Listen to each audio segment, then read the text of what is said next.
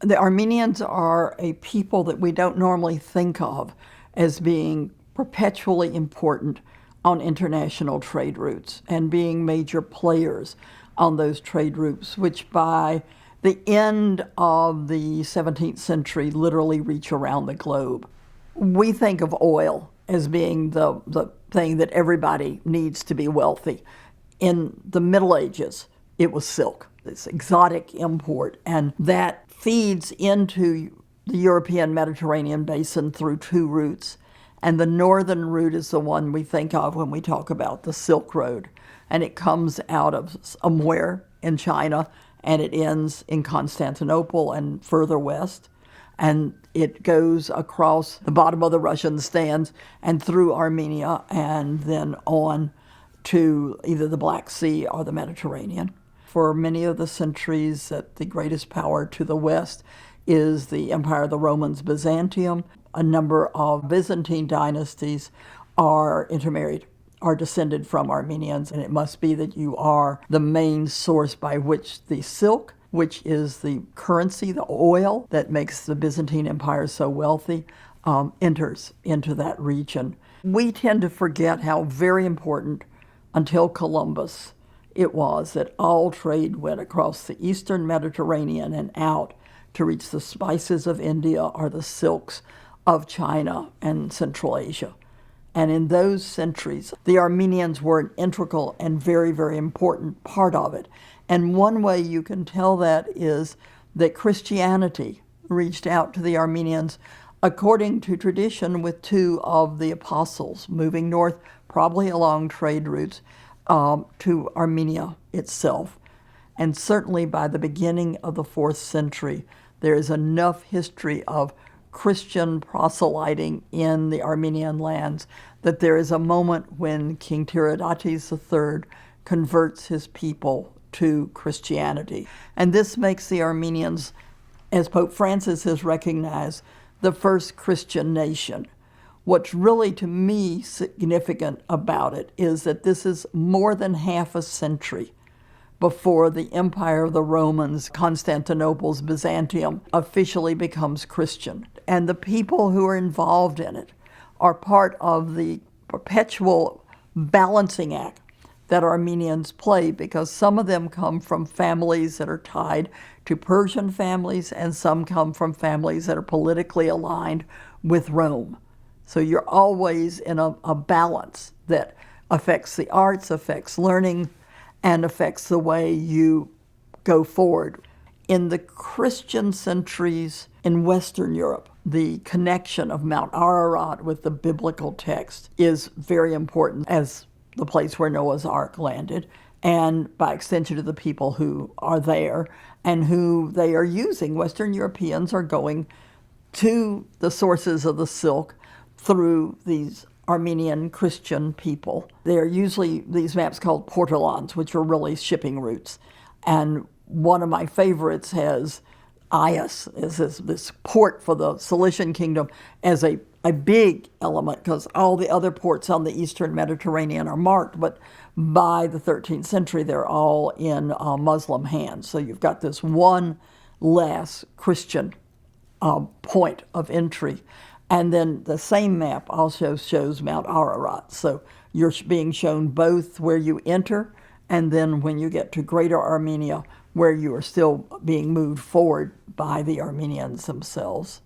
And we have references to the significance of Armenians in these different places. So we can tell that when Marco Polo, that we all know about, comes into Ias, that Armenians are able to pick him up and help him move from the Mediterranean all the way to China in the 13th century, when the Franciscans and the Dominicans are driving Western European expansion, trying to reach the Mongols, trying to get the Mongols to become Christians. One of the languages required in the missionary schools, one of the top languages, is Armenian. And in later centuries, any books about how to be on the trade routes to the east, Armenian is one of the languages that you need to know, because the Armenians can facilitate it.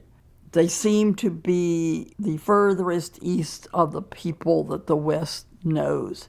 And we know this particularly in a very, very famous map that was produced in England at the monastery of St. Albans in the 13th century. And a monk there, Matthew Paris, wrote, continued and finished a history of the world. And so at the very top of the map, he draws Mount Ararat with both of its peaks.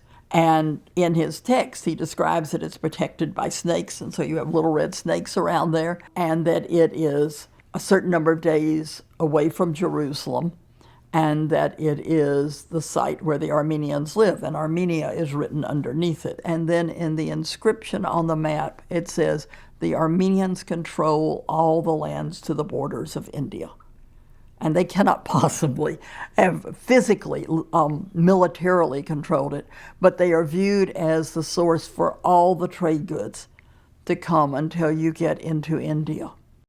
And then under the Mongols, which is an era when we think in the 12th, 13th centuries, 14th century that the world has fallen apart, a portion of Armenians become very significant as controlling the Mongol trade routes, which literally will reach from the Mediterranean port of the Armenian kingdom of Cilicia that is established right around 1200 all the way to China. And then as that era ends, Armenians become incredibly important in the Ottoman Empire for facilitating trade, and under the Persian dynasty of the Safavids, particularly beginning with Shah Abbas I, they end up controlling all external trade for the Persian dynasty and the internal and external trade in textiles for India. Even into the 18th century, Armenians were so important on the trade routes that Jean-Jacques Rousseau, when he was ill, deliberately chose and was painted in a wardrobe that you could see on Armenian merchants in Amsterdam, in London, in Venice, in Marseille. He sees that as a wardrobe that has significance and is painted in them. And the print that is so popular in books on this important philosopher are usually him wearing his Armenian clothes. What's also amazing is the degree to which the Armenians remain Christian and hold to it as a unifier for all of the centuries from the 7th on, that usually whatever power they are involved with is Muslim. And so it would have been far easier to become Muslims.